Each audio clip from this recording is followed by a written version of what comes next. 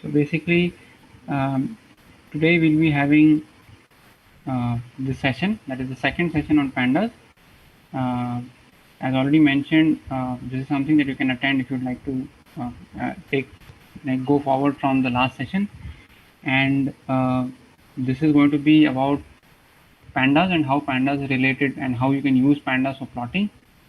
Our professor for today, presenter for today is Professor Switlin. She is from VIT Chennai campus and she'll be taking over to present the topic for the day. Thank you. Okay, thank you, Ankit, and good afternoon, everyone. This session is devoted entirely for visualization, and I hope this is the plan of delivery for the next 1 hour. So first, we are going to take a data set and do the pre-processing. Once the data is ready, with all the, once we clean the data, we are going to plot it. We all know visualization is basically helpful to understand the data. So having a data in terms of numbers and having it in terms of a picture, we know we can get a lot more information from a chart or a graph representation rather than having it in text format or in numerical format. So that's where visualization is an effective tool to understand the data. And I'm going to just touch upon 3 different aspects in visualization. The first one is already you are introduced to pandas. So with pandas, how we can, you have already understood the data analysis part with pandas. So with that data analysis part, if you just integrate a plotting also, whatever statistical information you got as output, that can be visualized also graphically. Okay, so that I will just touch upon the pandas plot, which basically calls the matplotlib function. So matplot was already introduced in the very first class. Probably when I touch upon that visualization plot, I will just give you some basics about matplotlib as well. And then having seen the pandas plot, we can also go into the same set of graphs. We have fixed set of graphs, and for the same set of graphs, we are going to see how we can use the functions available in this layer package, matplotlib package. And again, some kind of aesthetics can be improvised in another kind of package called Seaborn. So as when we progress from one visualization to the other, more or less the graphs are same, but you will feel that it's easy to work out the things, and you will get more aesthetics in the case of Seaborn, which are not available in Matplotlib. So this is the plan of coverage, and I just want to know whether you have this dataset with you, SSLC dataset, which basically has this set of values. So yes, that is. Ma'am, excuse me, ma'am. Yes. Ma'am, how to get this screen, whatever you are... Yeah, I'll just go with step by step. First, you are expected to have this text data file with you. And I hope ma'am would have also shared this file, and I got this file from the team only. So is this data set available with you all? Yes, ma'am. Okay. So then what you have to do is, I'll just, you just open your browser and just give Colab, Google Colab. Just for Google. Just we have to type. Yeah, Google Colab. You're seeing my screen, right, everybody? Yes, ma'am. So just you need only a Gmail account to open. So you will get a dialog box like this when you are into Colab. Are you all getting the screen? Yes, ma'am. Okay, then you have to choose new notebook. So whatever notebook you are creating at your side will be getting stored in the drive. Okay, in the Gmail account drive, it will get stored. So whenever you require, you can just go and access it. So you will be getting a screen of this kind when you are into Colab Python notebook, IPython notebook. So you can give some title over here. You can double click and then give, okay. sample dot enter, you can get the file renamed from untitled to some meaningful title, whatever you want to have. And then if you're all in the Colab environment, then I will let you know how to upload your file, which is there in your drive, to this Colab part. Shall I proceed? Madam, I got that Colab. Okay, so you're all in this screen right now. Yes, ma'am. Okay, so if you could give me a response, then it is easy for me to proceed. Fine. So now you could see a directory kind of icon here, right? The files icon. You just click that.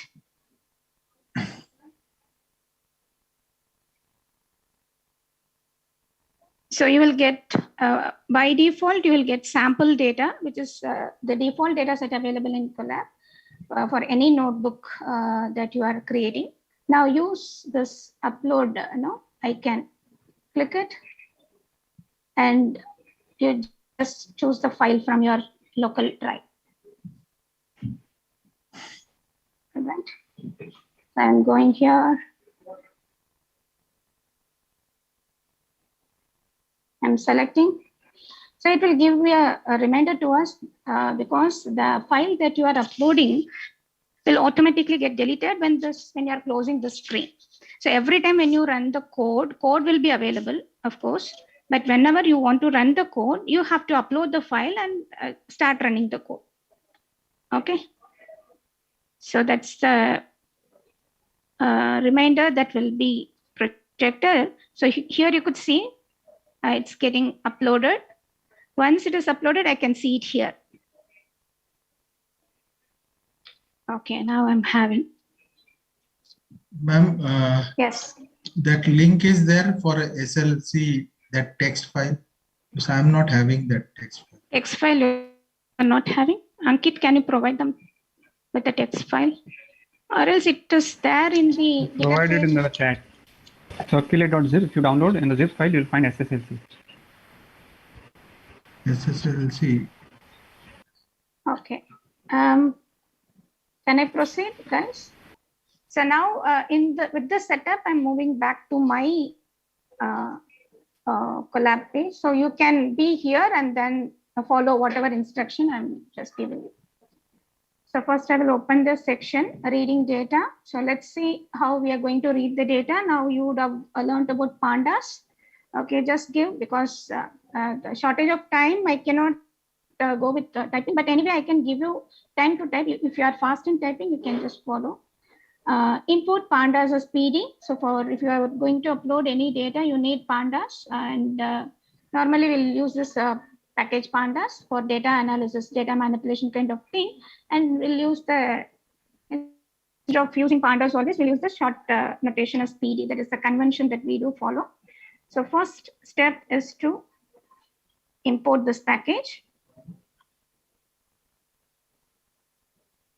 The next step is to read the data. So here for creating a new cell, just if you scroll your cursor, you will get code text above also and below. So this we call it as a cell. Okay, each block is called as a cell over here, and the cell can be either tagged as a code cell or a text cell. So suppose if you want to create a code cell like this, below this current cell, you can use this button. Either or else I can go here and click this button also, but for every cell I will get an option like this.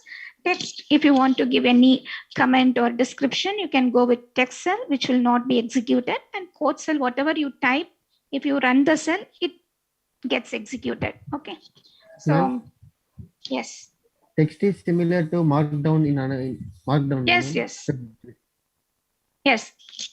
In Markdown, in other languages like R, will have the same thing.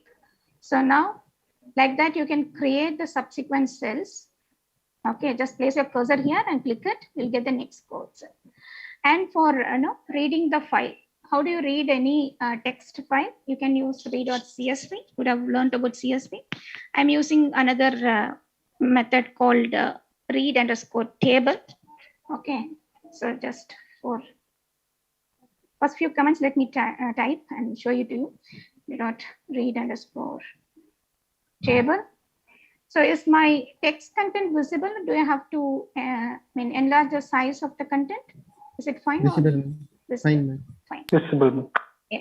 So now I can specify the file to be read, and then because this file has a separator, if you see this file, this file has a separator of columns. I mean, each field is separated with a semicolon. Could see here, right? So I have to specify the separator here. What kind of separator? If the file has a different separator, I can use this argument separator and specify what separator is used as a delimiter here. So semicolon here. And then if you notice here, okay, I'll just go one by one. Let me have these two components alone and run the cell. So for running the cell, either you can go and click this button, play button kind of thing, or else you can, if you are most used to with keyboard thing, you can use Control Enter. Okay, so now there is no error. The file is read and it is available as a data frame in a variable called df, right? So now if I want to get to know the information, so what would I do? If I want to get to know the columns present, the data types of each column, so what command should I type? Can anyone answer? So this is info, and go with df.info. It will give you, this is data frame, and it shows 185 dots entries. Okay, and we know that it starts from 0. Indexing in Python starts from 0. The range index is nothing but your row. These many rows are there, and you can get to know the columns entry, right? See, what is the thing? Are we getting the columns as we intended? Yes. See the data? Do we have the column header here in the data? It starts with the data directly, like it has some facts, right? Some numbers, a name is there, some data is there, but it is not the header, right? You follow? Yes. So we have this first entire first row of content is considered as a header here, but it is not so. So what we are going to do is, I'll just add one more part. Okay. I have to tell this read underscore table function that the file doesn't contain any header. Okay, there is an argument parameter called header, which I will make it as, so for any function, if you take in Python, no, there will be lots of arguments like this. And all the arguments mostly comes with a default value. That's how we are able to call a function without passing all set of values. Okay, so because for all the other values, it goes with the default value, which is there in all arguments. But whatever we want to overwrite, that we can give and then proceed. So I am saying none. Okay. Then I'm just running this table. So then I'll just go for. So now what happens? Now what happens? I got the column, guys, but I didn't. It is okay, fine. It has given some numbers. Instead of taking the values, earlier it took the value, sorry. Earlier it took the value. I think I have closed that file. Okay, fine, not a problem. So, but now it has given some numbering to the column as it is giving numbering to the row also. For every row, if you are not giving any row indexing column, it will be automatically indexed with 0, right? Now that same thing happens for column as well. So now you could see that actually it is the data pertaining to SSLC marks of students, set of students, 1 lakh students. If you take marks, all the columns that has the marks entry, just a minute.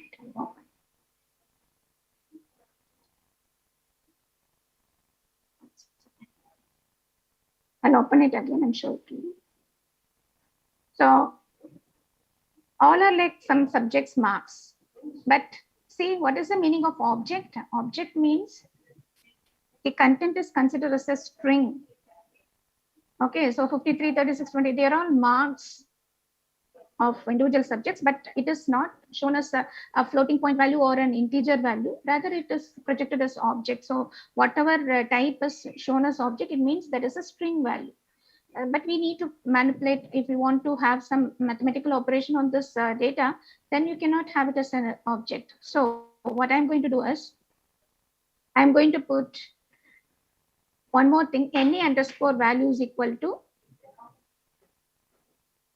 NA underscore values, because probably you could not see in the 1 lakh data, some values are having in one of the cells, some of the cells are having absent represented as AA. That's why, because of that character value present in that column, the entire column is now tagged as an object. You follow what I'm saying?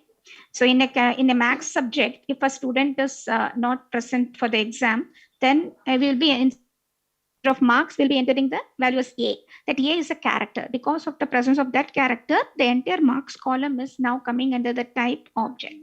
So while reading the data itself, it can be handled later also, but while reading the data itself, if you have this knowledge, then what you can do is you can represent these wherever it is absent, make it as NA underscore value is equal to A. So wherever you find A, it will be replaced with NA value. So NA value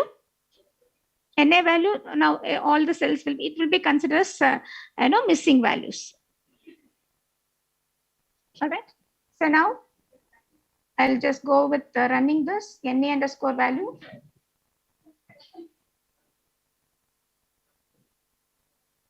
Yeah. So here you will get a help. The moment you type few characters, you will get the remaining set entire argument name itself.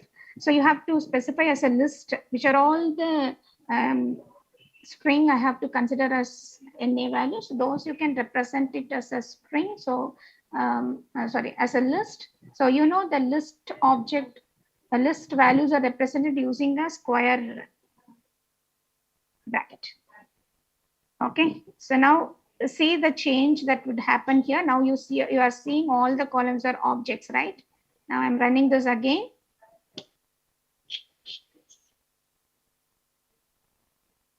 Okay, now I'm running the info. Do you see some values are changed to, some data types have changed to floating point values, right? So this is what we need. Okay, because I'm not going to do any manipulation, but anyway, I need this to be in appropriate values. Then I can make the index, see the column values, I want the name to be indexed with the, like this. Index underscore column is another parameter in the same read underscore table. I can specify which column can act as an index value. So there is a column called registration number in the data set. Okay, the registration number is over here. 0, 1, 2, 3, they are all registration number of the students. So instead of having the indexing of the rows as 1, 2, 3, what I can do is I can make this registration number as an indexed value. That is, every student data is indexed by the registration number. So I can give it another parameter, index. So everything can be done later also. I'm repeating. So I can specify the column as index column as 1.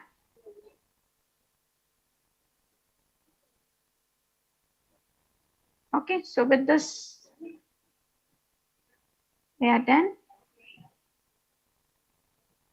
Okay, that is what is given here. I have just introduced you. Then as usual, you can go with getting top 5 rows of data with head command. Okay, df.head.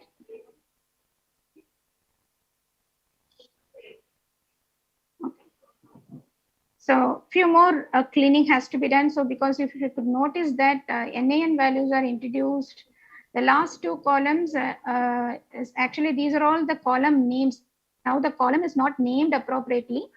Okay, because I have mentioned the column 1 to act as the index. Now you could see the index values here. The registration numbers are indexed. All right. So because the column 1 is now, instead of being a column, now it is acting as a row indexing. So all other columns are not having a valid name. So I can handle this by giving a proper name. So if I want, I can share this in the chat. Is that fine, Ankit? Can I share this code in the chat so that they can easily copy paste and then run? Yes. Also, can you share the GitHub profile, the GitHub repo? Yes, That okay. I'll do it.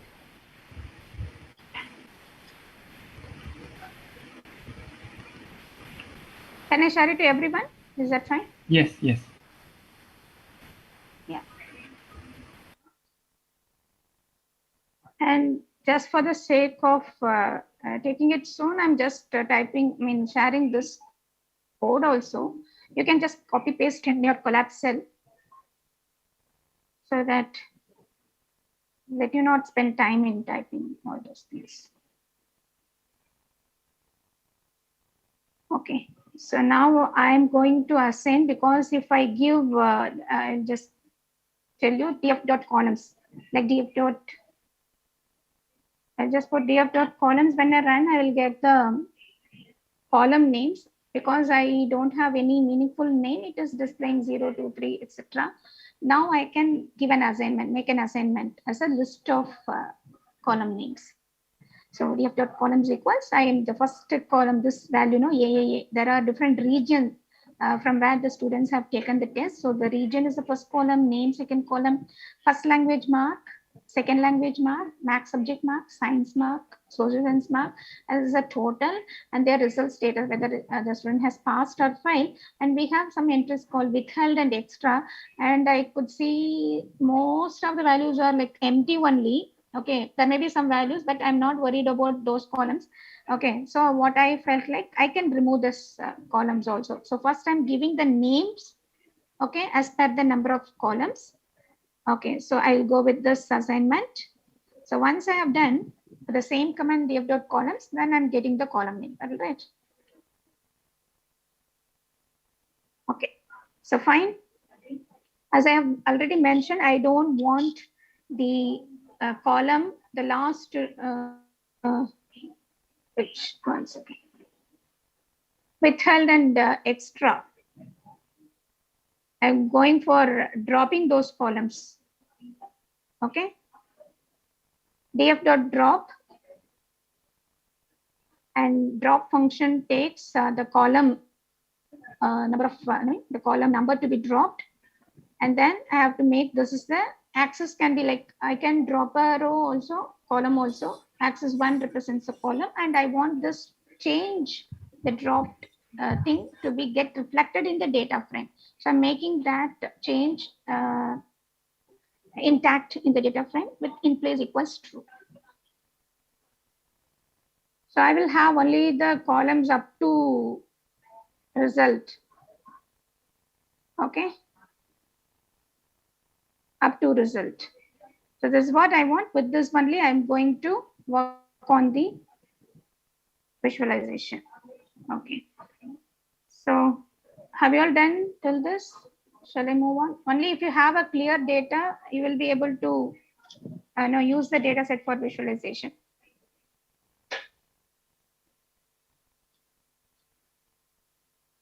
So here result column has basically pass or fail entry. Now let's check what is the entry present in the number of pass and fail. The unique values and their counts, if you want, in data frame, you can use that column. Either you can use df dot, or else you can use df, the subscripting part also. Anything is fine. So sorry, it's not, it's a result. So df of, I want the result. Okay, result. I want to get the value count. Value count will give you the unique values and their count. So just go with value count. it displays this. So now I understood that it is not having any fail values, right? So all the entries are pass and some entries may be NA and maybe. So it's not showing that. I want the F entry also. So what I did is I just go with fill NA values with FA. Okay. So I'll just run this. So I'm updating result column with the result dot fill NA. So wherever the values are not F, now I'll go and Excuse me, run this. Professor, Yes, can you try to zoom the screen a little bit?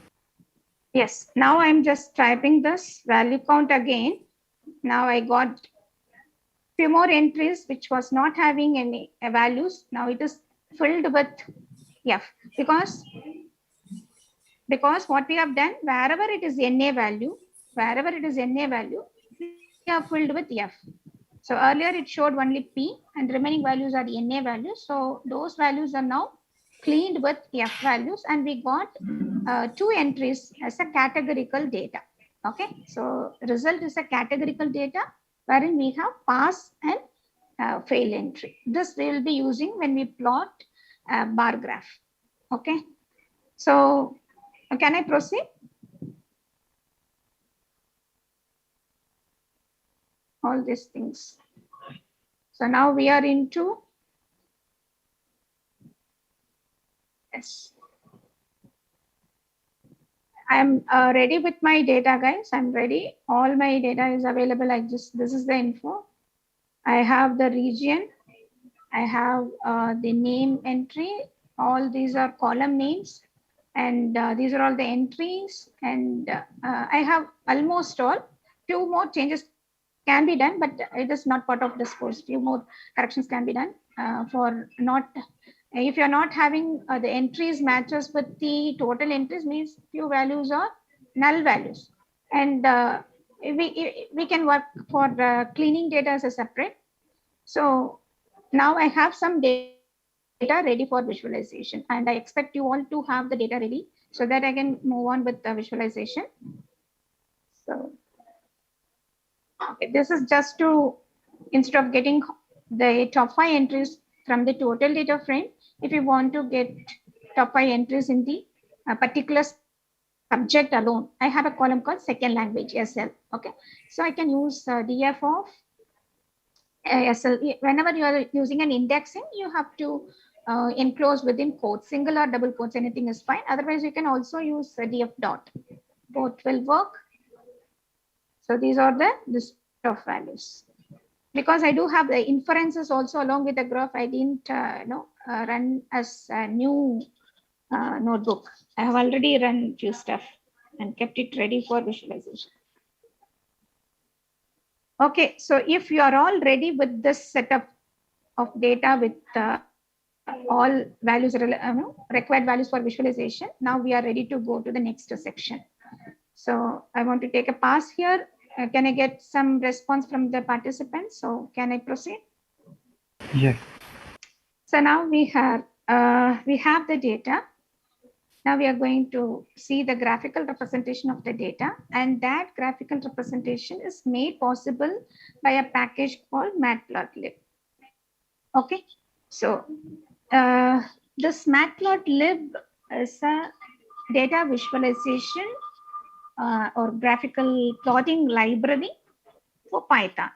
Okay, and it is considered as one of the alternatives, like open source alternatives for MATLAB. Earlier, people were, before Python was introduced, people were working on a commercial tool called MATLAB for processing any data. It has quite a lot of tools for doing all sort of functions for all sort of operations.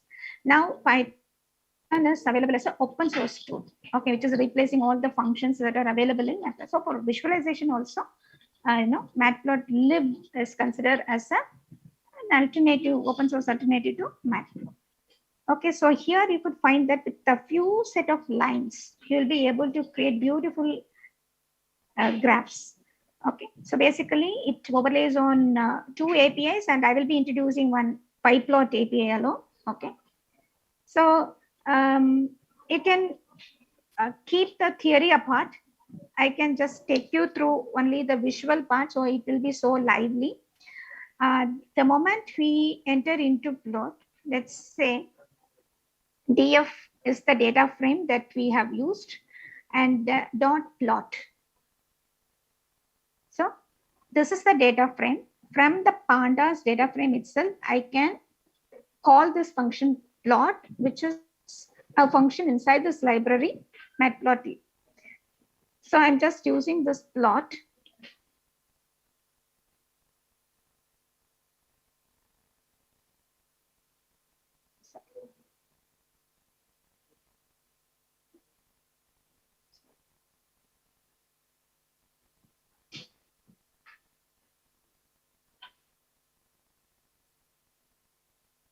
So what is the default plot that you will get when you invoke the function plot? This is I have taken only for max subject.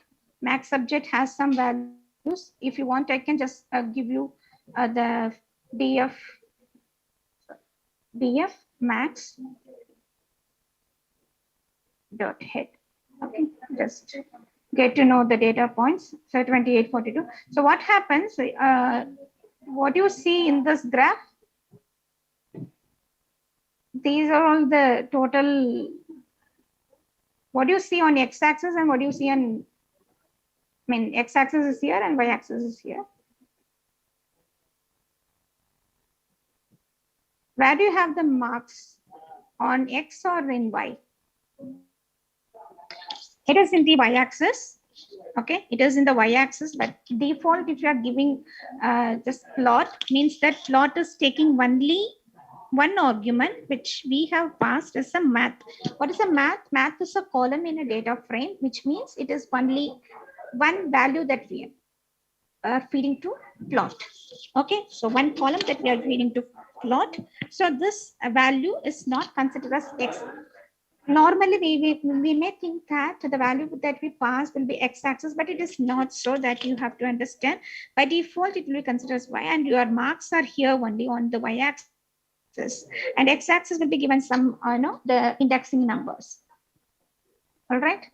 So what is a plot here? It's a line plot.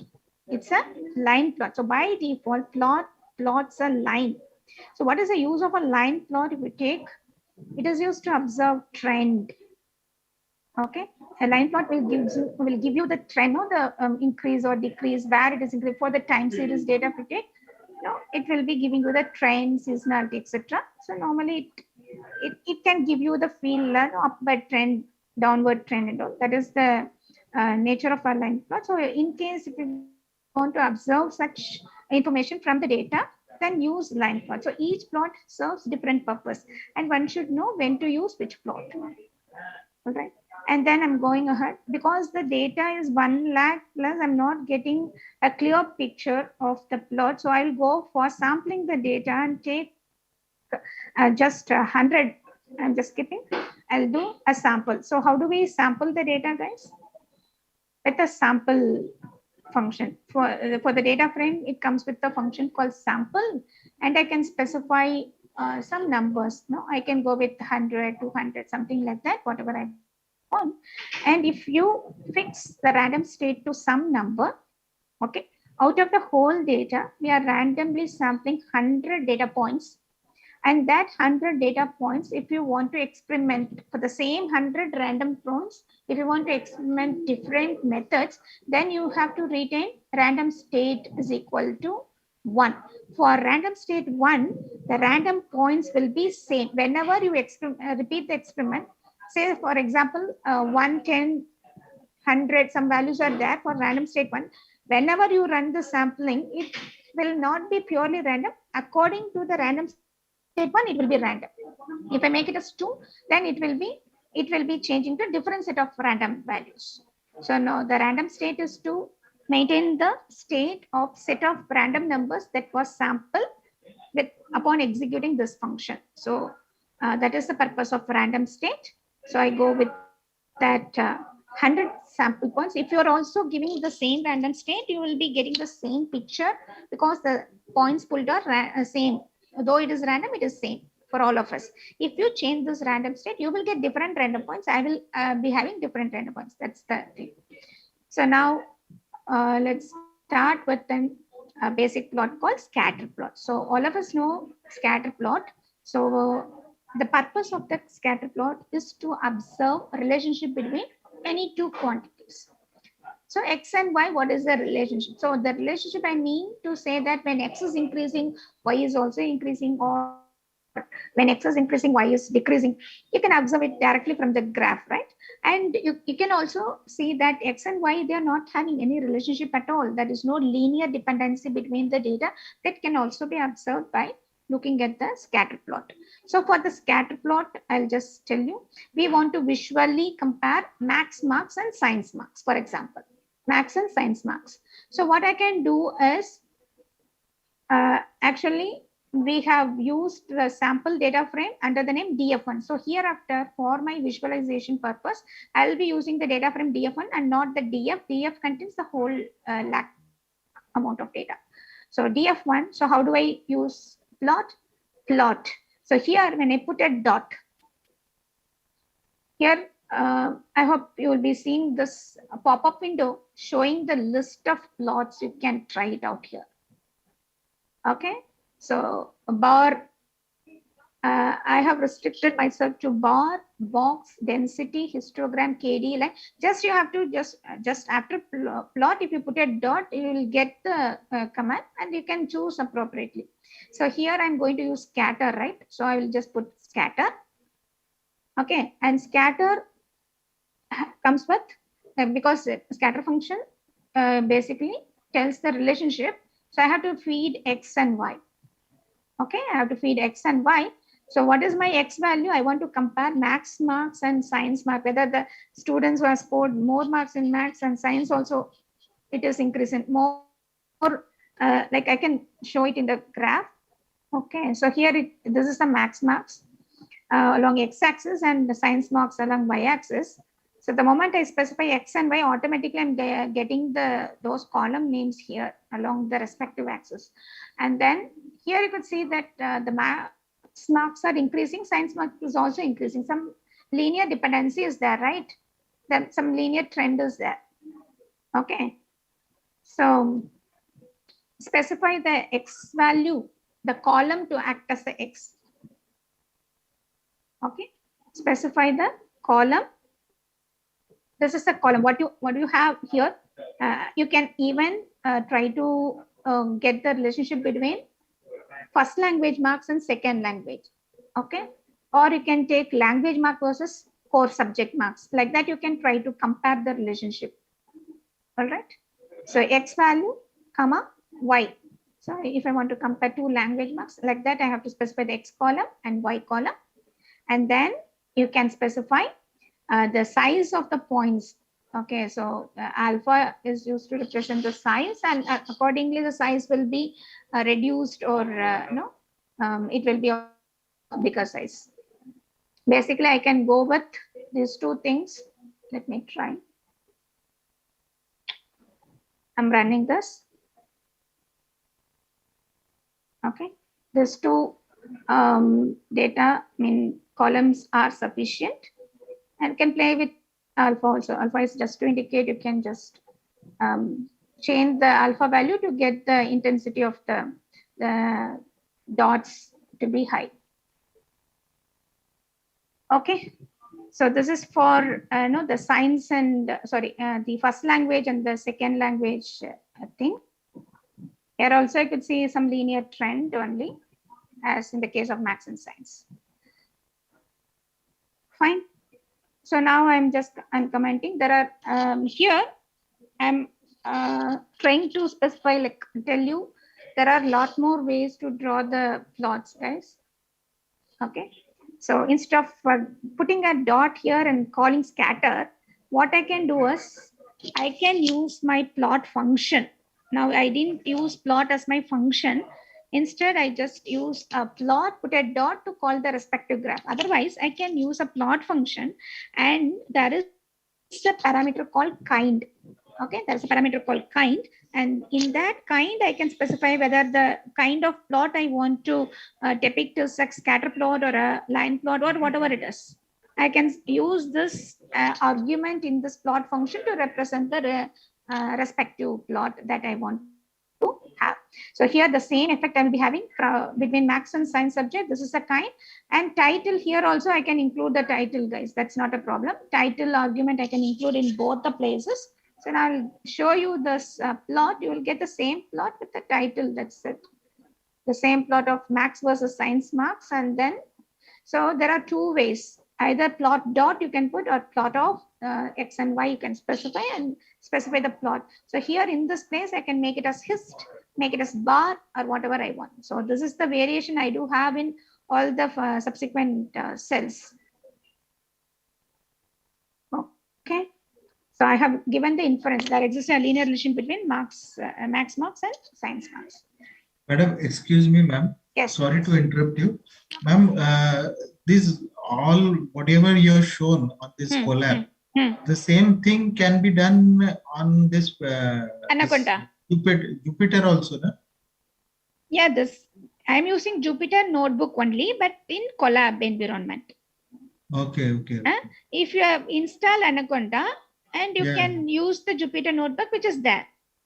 Okay, we can use that also. Huh? Yes. I'm using Jupyter Notebook. If I have not installed Anaconda, I have installed, but some of the participants may not have Anaconda installed. So I just rely on this open source Colab. Okay. This saves space also, right? Yeah, everything is, yes. Okay. The same thing only. The control enter only, you'll also get that, but you will not get this code text and all that. I think you have to go to the next cell by pressing a plus button there. Okay, so other things are same. You can use any one of these. Okay, madam. Thank you. But this all sessions then are this temporary, no? Or Colab? Yeah, the code will be available. See, this is the code I'm using. I can get the code stored in my drive. Okay, with this account I have used. So there will be a Colab notebooks. You can find a directory called Colab notebooks, and whatever notebooks you are using, that can be seen here. Now I have used a sample, right, for showing that gets stored here. So the code will be available. Only thing is the data will not be available. This data file will be gone once I close this Colab notebook. So I have to upload it. Okay. And there is yet another way to mount the drive also. If you are having some big data file, every time you cannot do like this. No, uploading some image data set is there. You cannot upload like this. So at that time, I will have the image data set in my drive, which I can go with mount. Now it's a simple data. So every time when you want, you can upload this.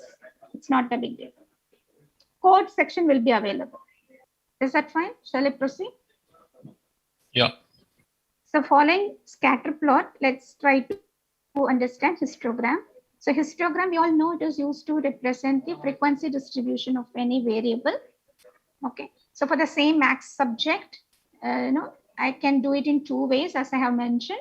The column, which I want to plot, dot, plot. The moment I press dot, it will show me the list of, I'm getting it here. So math is the sub column name, dot plot, dot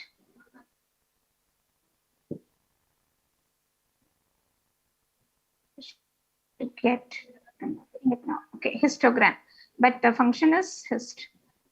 Okay, so either I can go with this line of code for plotting histogram for my max subject. Earlier I showed the relationship between max and science. Now see the plot. This is the plot. So what do you infer? So basically the graph are shown to infer something, which cannot be visually seen from the data. So here you could see most of the students have scored in the range of 40 to 50 in this range, in this bar.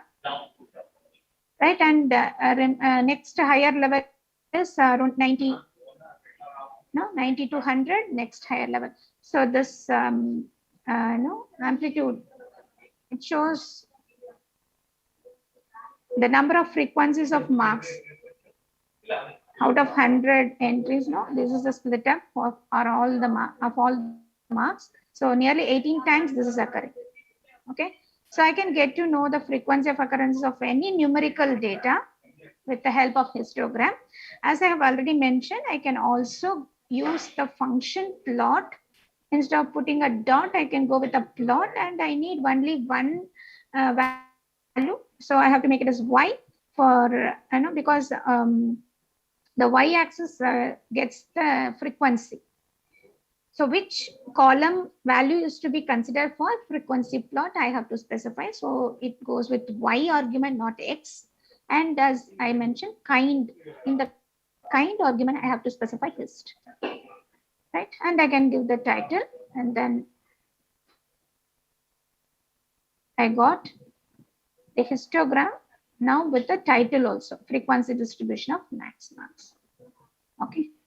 So then if I want to get the x-axis label, then I can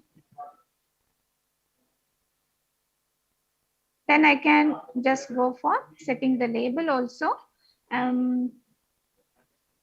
So what I'm doing is I'm just calling this hist and storing it in a variable. Now this is ax is another variable. It's set x label. So now what do you feel like setting a label, y label, x value, all these things need separate assignment. But when you go to matplotlib, the plot part, it will be easy. Even in C, if you go to Seaborn package, even without mentioning any label, automatically from the column, the labels will be done automatically. So, but here in the basic pandas based plot, you have to go for setting everything manually. You have to code it. So I have to assign x label for this. So I'm storing this in a variable. Okay, this is another representation, what we call it as OO API. And don't worry about that. Just store the result in variable and use set underscore x label. And y label is already there with histogram, so I don't need y label. So if I do so, I'll get the max label on the x-axis. Getting max. Okay, so we are learning just the basic things because visualization itself can be a separate course. So don't worry, but just try to observe and get to have the feel of visualization, how it can be done in pandas. Okay, so the next, the same thing you can try. I'm just keeping this histogram again because you can try it on any column and try to observe all those things. Okay, then the next thing is density plot. So we all know density shows the distribution of variable. So histogram also shows the distribution, but with the density you will get a continuous curve. Wherein with histogram, it will be like a discrete blocks as you have seen in the previous graph. Now this graph on density plot on subject SL, that is second language. Sorry.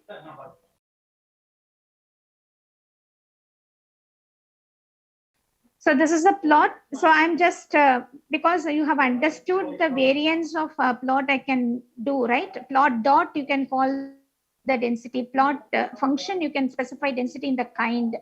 And these are the two variants I have mentioned. So I'm just skipping all the variants because this will be in the comment. You can later check it. So now I'll go with one of the things, one of the plot, like df1.plot. As I mentioned, this is again the frequency plot, but in terms of density. So kind is a density, and I'm giving appropriate title. So with this, I will be getting density. That is yet another function called KDE, kernel density estimation, which is also representing the same thing. So with this density, I'll just replace this density with KDE. Both has the same output. Okay.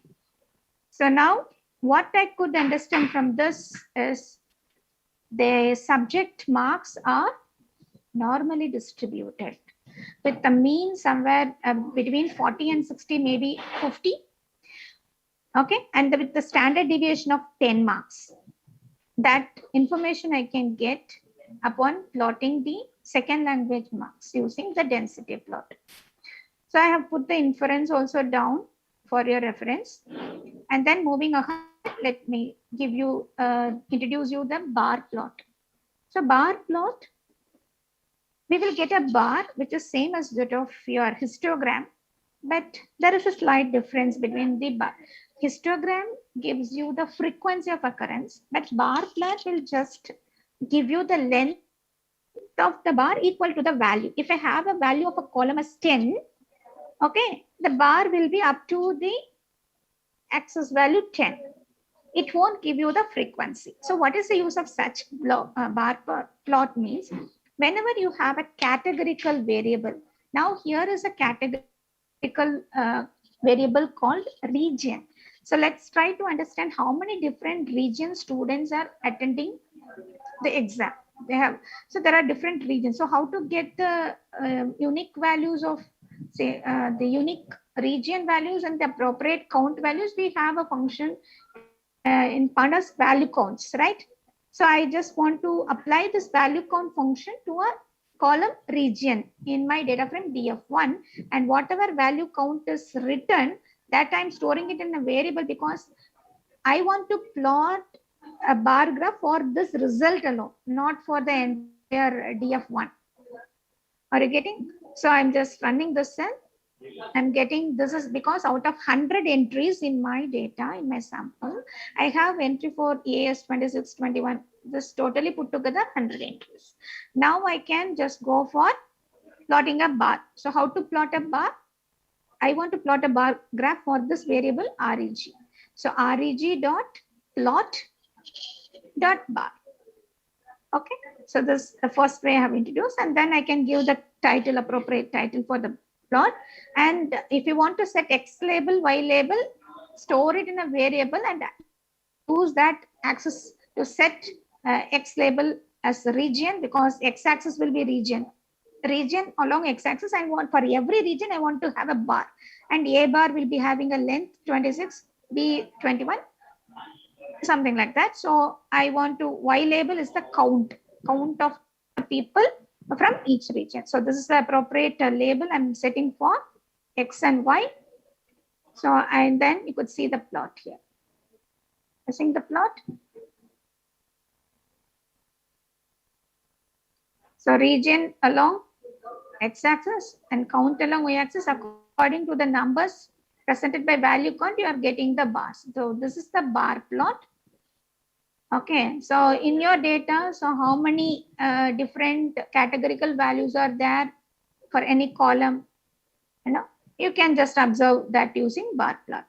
So here you could see that from region, because it's a sample data only, not the whole data, 1 lakh data. So from the sample, it is A has more student, region A has more student than B, C, and etc. And this region F has the least number of students. Okay, so that's the inference. And then I'll just skip this box plot for a while, because either the categorical value can be represented using a bar plot or a pie plot, because in the form of bar or in the form of a pie, each contribution can be represented as a bar or a pie. So a pie plot is actually representing a part out of a whole entire region. So again, this is for the result column, because I have already shown you the bar plot for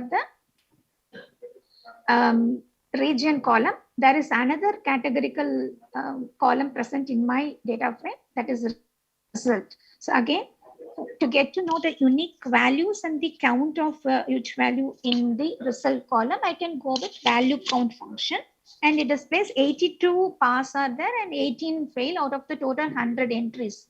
So for this result, RES is the result which is stored in the variable. You can have any variable, whatever on the left hand side is user defined, right? So for this variable, I'm calling a pie plot. So I use plot.pie. So what do you have? 82 and 18. This will be represented as a pie plot. 82 and 18 for the result column. The 82 is pass and 18 is fail. You will get to see, if you are using a bar, you will get 2 bars. That's all. So either it can be visualized through a bar plot or a pie plot.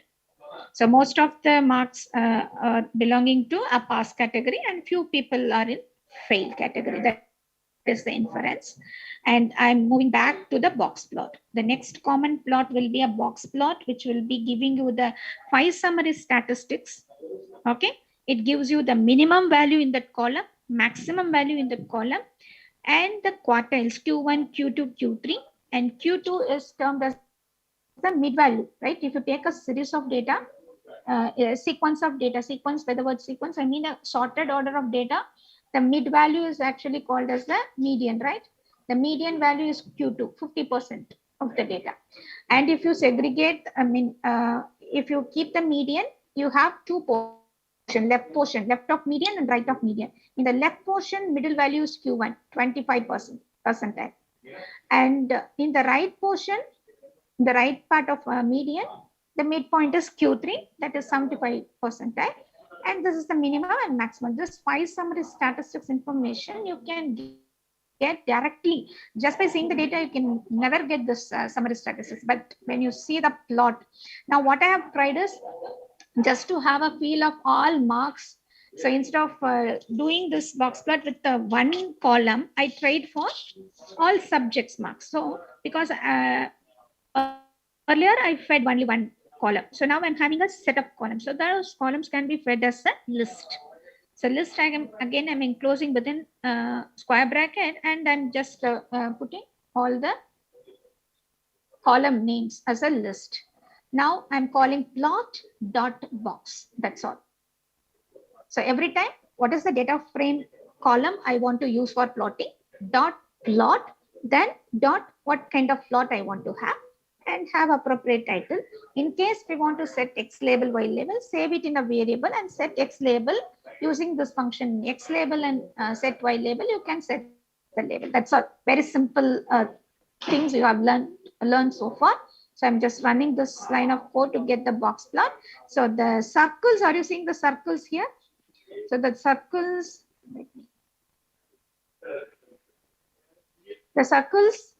somewhere. So these circles are outliers.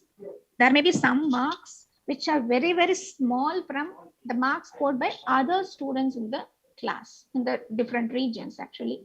So those outliers are, from the data you cannot easily catch these outliers, but box plot will get you the figure. Like circles, if you see, there are outliers in science marks, social science marks, and in first language as well. And if you see the median value, this is the box, right? The whiskers, like the extending of line, this is the min value, and this above one is the max value. So min max is over. This box gives you the Q1, Q2, Q3 values. The Q1 is the starting of the box boundary, starting boundary, and middle green line is the Q2 median value, and this is the Q3, the boundary, closing boundary of the box is the Q3. So min, Q1, Q2, Q3, and max. Okay, this is the 5 summary statistics. And you could see that if you take the 100 samples, the first language marks is median value, people have scored around closer to 80, 75, something like that here. So I can compare the median values in all the courses like that. And where the maximum marks is for max only, though median is more for this one, maximum is for like that. We can derive some statistical inferences from the plot itself. The box plot excuse me, ma'am. Yes. What is the Q1, Q2, Q3? Q1, Q2, Q3 is like this. I'll just show it here. See, we understand mean, max, and whatever, and minimum. Yeah, but what is Q1, Q2? See, consider this is my ordered sequence of data. Okay. And this 4 is the mid value. This is my median value in my data. This is Q2. Okay. Q2 is 4, median value. All right. And if I take the median, I have 2 partitions, 1, 2, 3 on my left of median and 5, 6, 7 on my right of median, right? So in this left portion, which is the mid value, that is 25 percentile of the data. So the mid value is 2. This forms the quartile 1. Okay. See. Okay. And in the right partition, the mid value is 75 percentile of the data. That is 6. This is my quartile 3, which is I see. 6. So this Q, this 1 is termed as 0 percentile, and 2 is, sorry, I should have written. 2 is first percentile, that is 25 percentile, and 4 is 50 percentile, 6 is 75 percentile, and 7 is 100 percentage, 100 percentile, the maximum value. This is 0% is your minimum, 7 is your maximum. Is that clear? Okay. Thank you. Okay. And then moving ahead. So whatever I have stated now is presented as inference. Pie plot I have covered already. So I just made one more thing in the pie plot. What I did was, earlier I have showed the pie plot with only the result column, right? Pass or fail. Now I have 82 pass, but I don't know, I don't have any information with respect to any region, how many pass are there. So I can go for grouping, right? In pandas, I have group by command, right? I can do the grouping of data based on any column, any categorical column. By the word categorical, I mean you don't have any numerical value. You will have some kind of strings as part of its value. Okay. So I want to group by region. So this group by, according to the region group, I want to get the result count. So means that in A region, 26 people, the whole data will be segregated into region, and the result of each region will be displayed. So for this, if I want to get the plot, I can just use plot. So now those statistical outcome is now projected as a pie plot. So it depends on how I want to project my result and show it to you, either only for one column or group by some column. So it works anyway. Okay. So later I just moved on to pass fail segregation, because the result column here I have 26 entries in A, which includes both pass and fail, right? Which includes both pass and fail. So I don't want to get a distribution of plot for fail. I want to, from every region, I want to have only the pass entry alone. Then I have to put a condition. Okay, so what is the condition? How can I filter the data? Filter the data. The condition is wherever I see pass in result column. This is my condition, right? It is known as Boolean indexing in pandas, right? Indexing, there are different indexing. Hello, ma'am. Yes, yes. Just wanted to let you know that we are in the last 10 minutes of talk. Yeah, with this basic introduction, I can quickly run through all the cells. I will try to wind up. Okay. So if I want to get only the pass region, then I will be just putting it as a condition inside the data frame indexing. Okay. And then for this pass entry alone, I'll do the group by according to the region and the result. Previous group by was done for the whole data. Now only for the rows where I found pass, I have the group. So this will be a little less than the previous thing because it has only the pass entry. Now I can just go with the pie plot for this. Okay, so this is for the pass entry alone.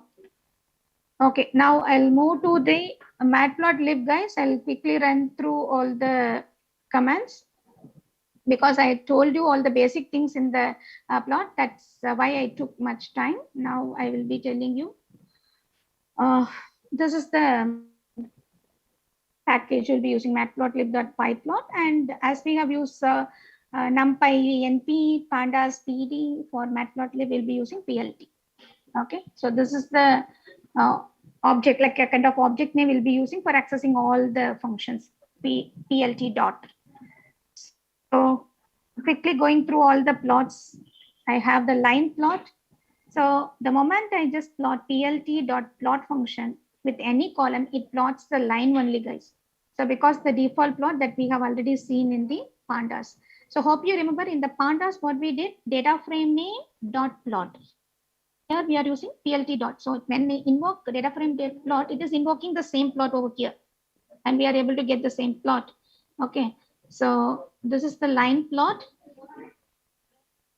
Okay, but I'm not getting any information over here, so I'm not interested in getting a line plot. Rather, it goes like a point as a scatter plot. So in the plot, I can give one more option, like the color. The first entry is the color and the marker type. So if I just give marker as O, this O indicates dot. I'll get a green color dots. So instead of having a line, if I go with, by default, the color is B, and the line is hyphen. The default thing is like this, B hyphen. All right. Now I'll go with, if I put B hyphen, I will get the same graph as above. Okay. Maybe it takes different blue color because every color has a code. Okay. Now I'll go with GS. GS is giving for green, and S means square. Like that, you can just play with the different shapes here. Okay, which I have plotted. G plus means plus sign will be there. You can give, if you give a cap symbol, it will give you triangles like that. So you can just read it from the help to get to know the different markers that can be used. Okay, so now coming to the scatter plot. So how to use scatter plot? In PLT, it is very, very simple. Once you have imported like the library matplotlib and using PLT, just use the PLT dot scatter. What are all the two columns you want to plot? Because you are giving two columns names, but you are not specifying any data frame. There is a parameter called data, wherein you have to specify the data frame with which you have to consider these two columns, X and Y columns. Okay, just change in the position, slight change, but everything is same. It is easy to provide the title in matplotlib because just use, call the function title, call the function X label, call the function Y label. Okay, so plt.show is just, you will not get the, the message. I will just comment and show it to you. You'll be getting the object information in all the previous comments. You'll be getting this matplot.lines, line ID, all those things that will not be visible when you are giving just show. Show will give you only the figure. And I have just plot the max marks and science marks with the scatter plot. The same plot what we have seen in the pandas. Okay, data frame. So now in this data frame, what I have done is I can use color. C indicates color. I can use S. S indicates shape. So what I have done, instead of just viewing my marks at full colors of blue dot, I can just make a difference like this. So you could see that I'm getting a 3 region, blue are many here, green are many here, and yellow. And the size of the point is also bigger, right? The bigger size indicates more marks. Smaller size indicates less marks. So visually, I can show there are 3 different categories I can find from the marks of maths and science with respect to the first language and with respect to the second language. Like that, I can add some more aesthetics when I display the graph.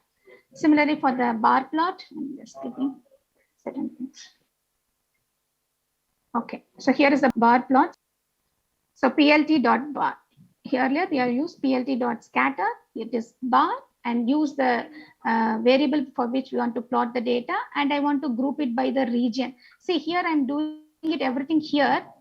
Earlier, I showed it in a separate variable. So I just clubbed everything and group by region, and I want to only get the pass entry. So for the pass entry alone, I'm getting the bar plot. So it is simply easy to do it directly in the matplotlib. Okay. So I'll skip certain things because, okay, the same thing, plt.hist. Okay.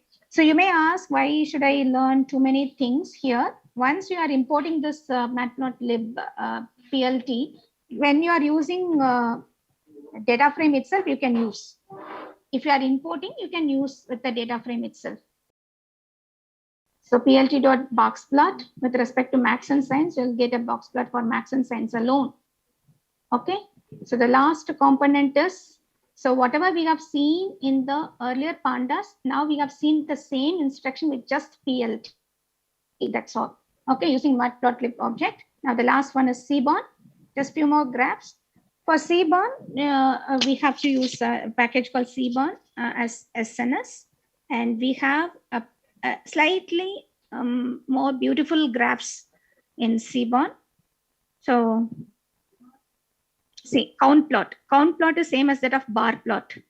So if you want to visualize the region-wise count, earlier we took region value count and group by all this stuff we did. Nothing is required in this count plot. Just go with SNS dot count plot.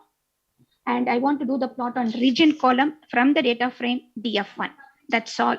With this, according to the different entries of values in the region column, it plots automatically. I didn't do any value count. So in that way, certain jobs are done internally and it is our work. Okay, with respect to the count plot. So here the same inference we are getting, region A has more entries than other regions. Okay, and then this is the count plot with respect to the pass and fail category. So what I'm doing earlier in this graph, I just saw total region, total entries in each region. Now I want to include in this region bar, use result as the color. Means that in each region, one of the colors indicate pass, another color indicates, the blue indicates pass and the orange indicates fail. So I can get to know the ratio between pass and fail entry in each region. So by adding one more, one more variable as a color, hue here stands for color. And then the next part is kernel density. And as we have seen KDE there in matplotlib, here the name is KDE plot. Okay, so KDE plot, which column you want to plot, the second language, from which data you want to plot is DF1, and by default it will be in blue. And if you want to change the color of the density plot also, you can do it with color. And you can set the title using the AX.set title as we have done in the basic pandas plot. So this is the distribution, the same distribution for second language, the normal distribution, 50 as the mean and standard deviation. Okay, so, and similar to this KDE, we have distribution, this plot also. The only, it is similar to KDE plot, you will have the box, I mean, bars also, like, because we know histogram is the discrete thing, and this plot, KDE is a smooth line curve touching all the peaks of the bars. That's how you are getting the curve. So if you use this plot, it gives you both. So the syntax is SNS dot displot of which column, that's all. So here in the displot, you can play with bins. So here in the bow part, you are having the bin size as very small. You can increase the bins also, the bin width you can increase. Now you're getting a bigger bar compared to the previous one. So that you can make it as bin is equal to 4 means with 4 partitions, you will be getting all data distributed. Like that, you can play with different bins also in the case of distribution plot. And the final thing will have a scatter plot. A scatter plot and the correlation plot. Okay. So here is a scatter plot. The command is sns.scatterplot. In earlier matplotlib, it was just scatter. Now it is a scatter plot with the 2 columns which you want to compare, and then the data frame. And here we have compared the max and signs. Hope you remember the graph. The linear linear relationship was exhibited. So that is the scatter plot. And in the scatter plot, you can use hue. Like I did it in the previous matplotlib plot, you can use hue here to distinguish between the pass mark and fail mark. So the marks below this region are fail automatically. That can be visually shown to the people, like this. Anything above these values are considered as pass. Okay, so there is a special function with one more thing. I will stop. Pair plot is there because if you have a limited set of values, you can use pair plot. Okay, so pair plot means for the values, numerical values present in the data, it will take So I don't know whether you are seeing the names here. These are all the subject names. Okay, maths, physics, science, social science, etc. And it gives you for every pair of data what is the relationship. So with single pair plot, you will get all the scatter plot based relationship. So you'll see from which are all are related, not related, everything in a single plot. And finally, we have a heat plot. Okay, so heat map, the plot is known as heat map, which is used to get the correlation between, in statistics, people say something called correlation. So X is correlated to Y. There is a correlation coefficient from -1 to 1, as you could see here. So here it is in the, it's a positive value because you don't have any negative. That's why I'm not getting any entry for negative entry. So negatively correlated means one increases, other decreases. If you take the max marks here, max is related to, let's say science, max and science are correlated, 0.89 is the relation. Okay, and here we have science and first language 0.7. So any value above 0.5 is considered as a positively strongly correlated, and value on the other side, no, less than 0.5 is a weak correlated. Okay, on the negative basis, that is less than 0.5, and positive value, positive and weak. And correlation coefficient is 0. Value 0 means they are not correlated at all. There is no dependency between those two variables. All right, and value on the closer to -1, so -1 is negatively correlated. Again, -0.5, the value closer to -1 is strong, and less than -0.5 is weak. So this will be very, very helpful when you are building the machine learning, like a linear modeling. Only those columns which are exhibiting a strong correlation, if you are bringing into a linear model, then the model will be good enough to do the prediction. So with this, I would like to conclude my presentation. Thank you all. Thank you, ma'am. In case anyone present has any questions, we can take 5 to 10 minutes for questions. So this will be the Q&A session that we had. In case you have any questions, please just let us know in the chat.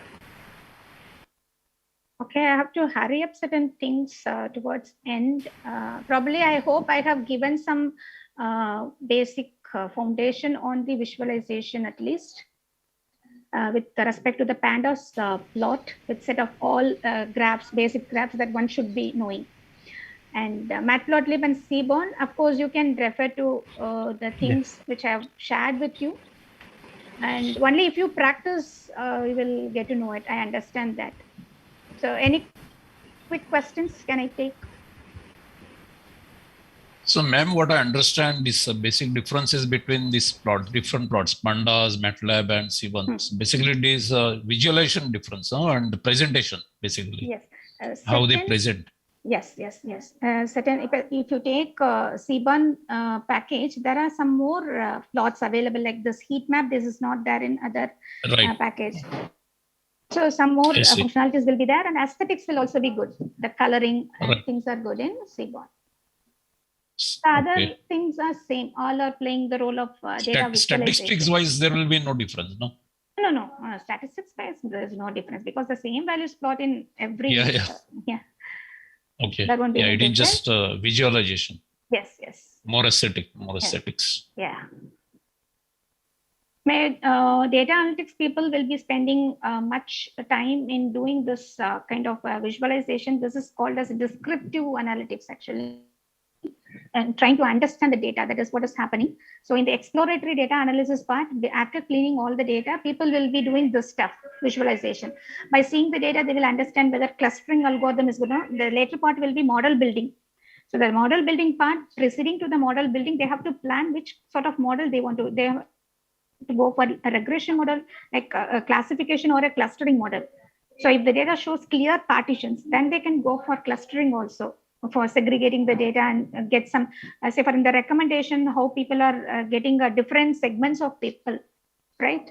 So they can just take the data value provided by the customers and then plot it. And then if they are getting a different boundaries of segments, then they can go for classifying the people, they can aim for some clustering algorithms. So they can decide the model to be built based on this visualization and which columns are appropriate. When the data set comes with some 1,000 columns, not all columns are really helpful in building a model, taking a decision. So which variables are really helpful in getting the result? So that can be done. And this is called before predictive analytics, where model is built. This is the phase where people are trying to understand the data, that is called as descriptive analytics. And if you take business analysis, those people will be relying on even powerful tool for displaying all their results when they are exhibiting the analysis to the clients. Ma'am, you will be sharing this notebook? I have already shared it to the team. Probably the team would have shared it to you. If not, they will be sharing it. Okay. Yeah, because it was quite difficult to take the notes. Yes, while I you are. understand. Within 1 hour time, I have taken more time, whatever they have allotted. But I understand, unless otherwise we do practice on our own, it's very difficult. And most of the things we cannot remember also. That also we have to, we cannot remember anything. And we are not expected to remember also. Right. If you are in a company or any other thing, like people can refer a lot more things, documentation available. So even for this pandas, I can show you this is the Matplotlib. This is a part of Matplotlib itself. We are getting this notebooks and all. Okay. So I didn't cover anything from this because this will take much time. But if you just give a Matplotlib plots introduction, so you will be taken to this particular Jupyter notebook. This is provided as a documentation by the package, that Matplotlib package itself. So which will be like much more detailed. I may not get some time for all these things. Okay. So people can learn. We are just taking you to place the first step. That's all. All right. Okay. Thank you, madam. Okay, fine. Thank you. Hello, ma'am. Yes, ma'am. Ma'am, this is Deepthi.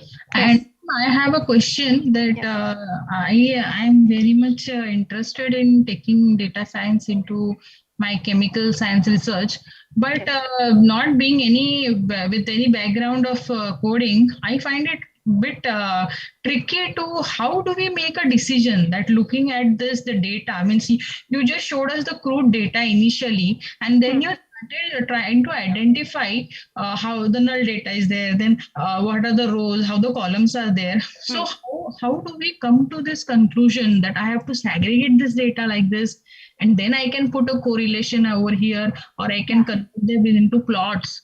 So what is the actual process? You are talking about the process. Yes, means like a layman like me, for me it is totally new field. Okay, you are into which domain? I am into chemical sciences. Chemical sciences. You might have a domain knowledge on the chemical science part. So you understand the columns, the data set, whatever you are holding. Suppose. For example, you may be experimenting some on different salts, and you are getting different outcomes, kind of thing, or some kind of values you are observing during the process, and you are noting it down as part of experiment, and that is your data set actually.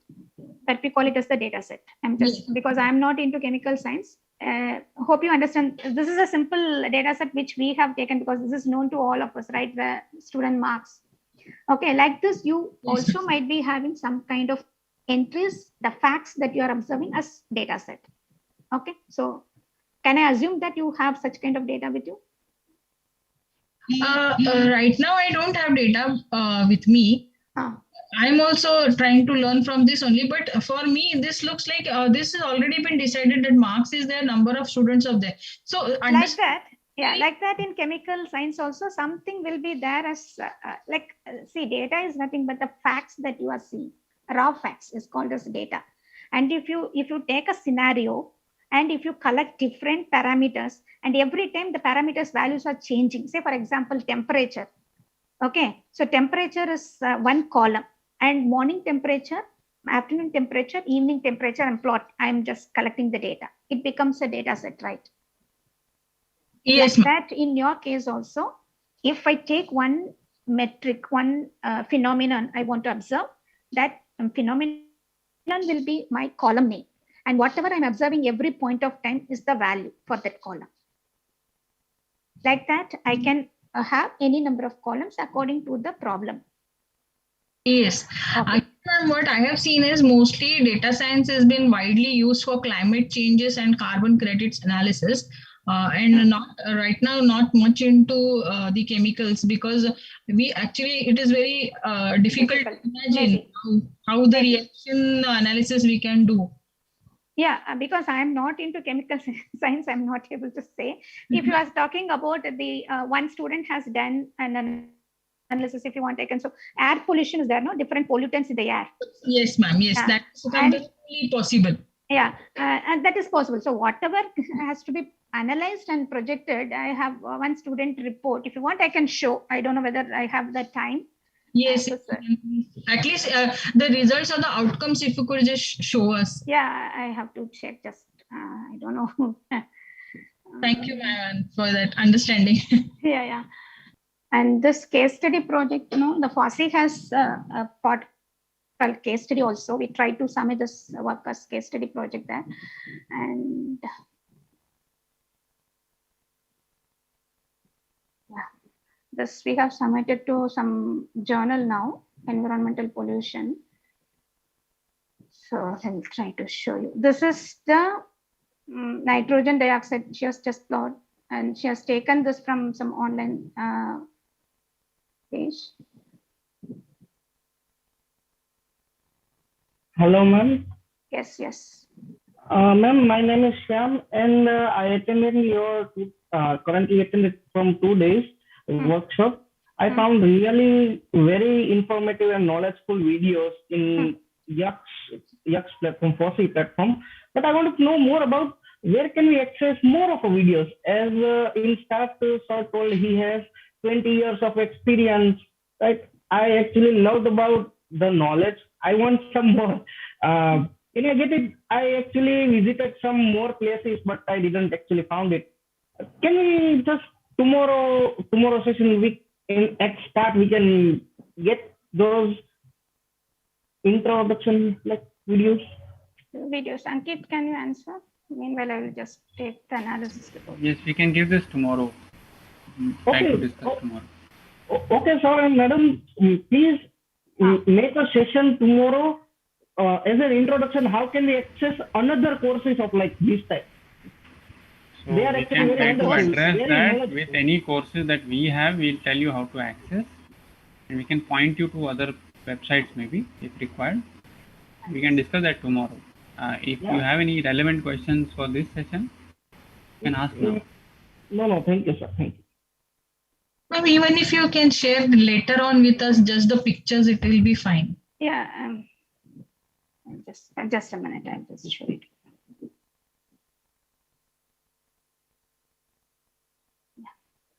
Yeah. She did it in R actually. Okay. Okay, this is on stock price prediction. Probably okay, just a minute. Sorry, I have taken it on file. I can ask you one more thing. A lot of satellite images are available from NASA and all, and it is available on their websites. So from there, the thermal and energy studies which they are conducting, based upon that, can this data be converted into something like which is like artificial intelligence?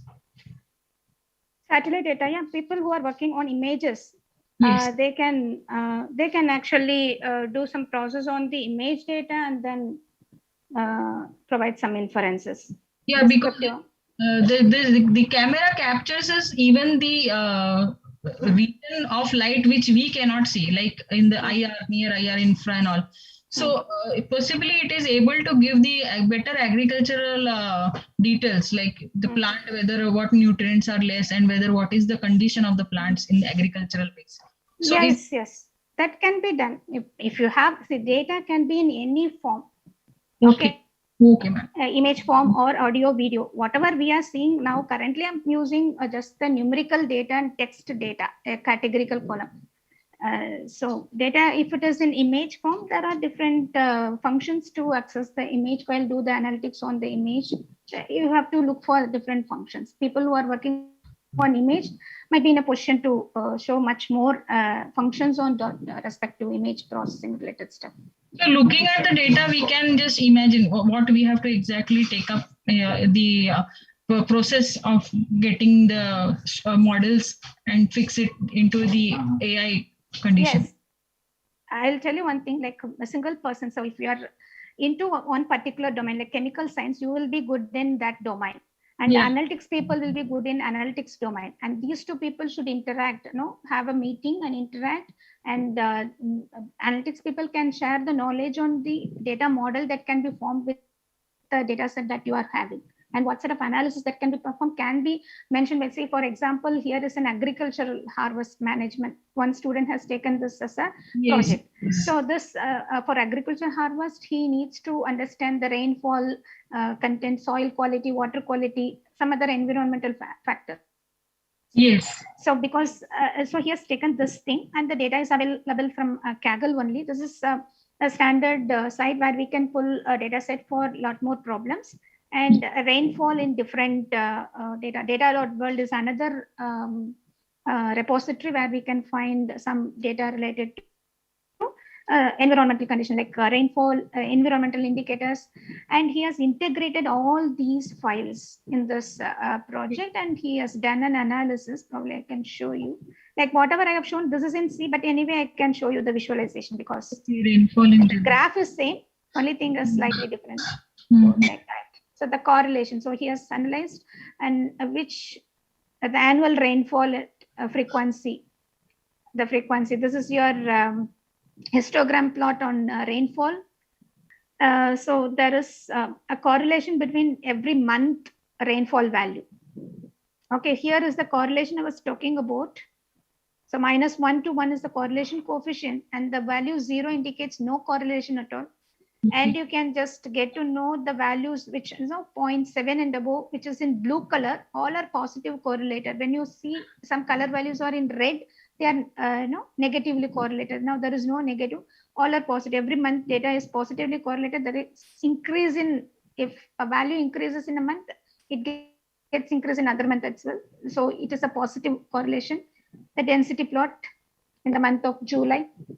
I have taken only the month of July column and then try to plot a density. So this is the mean level of rainfall is in this range 250. Okay, so like that I can try to understand the columns, individual columns, group of columns, and based on that I have to select different columns for my model. If I want to predict what would be the rainfall in the next year or next month, then I can choose different columns which are playing an effect on the rainfall and accordingly make them as different columns and create a prediction model, a regression model to predict the rainfall. Yes, ma'am. Followed. Thank you, ma'am. Okay. Okay. So I thank you all for your patient listen, and I thank FOSSEE team for giving me this opportunity. Thank you. Thank you, ma'am. Hello, Ankit sir. Hello. Yes, ma'am. Sir, after this workshop, suppose we want to revise our Python programming. So, are you going to give us the videos, or we have to follow the? Yes, sir. The course we will keep it available for 1 or 2 days, but in general the same content is available on a monthly basis in a monthly course in Yaks. We'll announce how to enroll for monthly courses tomorrow. Okay. Means after tomorrow we cannot access Yaks. After tomorrow you cannot access this specific course after 2 days. We can keep it open for 1 or 2 days, but not forever. That's what Ankit is telling, is that instead of 3 days, we will make it 5 days available. Yeah, ma'am. Okay. And total of 5 days it will be available. But let's say you want to access it beyond 5 days, then this course will close. But we can keep. We have other courses that run on a monthly basis for 1 month long period. You can Okay. enroll in that and access the videos material. So are you going to tell us the procedure tomorrow regarding that? Yes. Right now? Okay, Yes. sir. Okay, sir. Thank you, sir. Any feedback or anything which you want to give us just orally? Are you people in the same pace as the schedule, or are you lagging behind?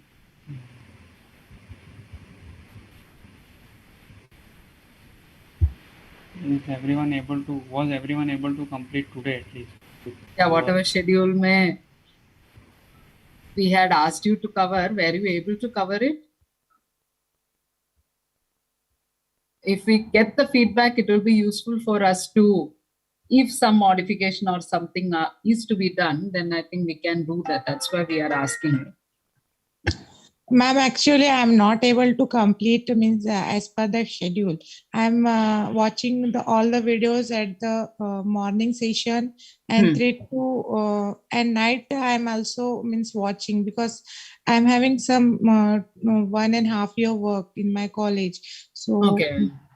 So I'm not able to complete as per the schedule. But definitely you can do it. But whatever you covered, is it has it made any sense to you, or you still don't know anything about Python? Whatever we taught. No, ma'am. Yeah, ma'am, it's very useful, but as I'm not having the Python background, so it's taking much time. As whatever the schedule is there now, we have to complete one module into the given time. So that time is not sufficient for me. Okay, understood. But we just wanted to know whether it is making any sense to you. That's what. So I think that is actually helping you definitely. Yeah, ma'am. I'm learning much things from that. Okay, great. That's a very good feedback from you. Yeah. Anyone else wants to give any suggestions or inputs to us? Okay, Amit is also telling he is lagging. It's not, we are not asking you to finish everything in these 3 days, but definitely we want you to get started with that and let you understand how you can learn this course, so that we will be providing these videos after this also, and we will be telling you, as Ankit told, how to access these videos. So definitely you can have these videos after the course forever. So it's not that the 3 days you have to complete, but definitely a reasonable amount of time you should definitely watch it and get the hang of it. And definitely, as everything, you have to practice it a lot so that you will be able to become an expert in that. So in these 3 days, you will not be able to become an expert, but definitely you can get started with Python. Okay, thanks, Yogesh. So if anything else is there, then you can just go ahead. Otherwise, we can just end the meeting. Ankit, anything, any other information you want to share with the participants? Definitely, you participants, please be interactive so that we will be able to help you. Okay, thank you all. So I think then we can all call it a day. Thanks all.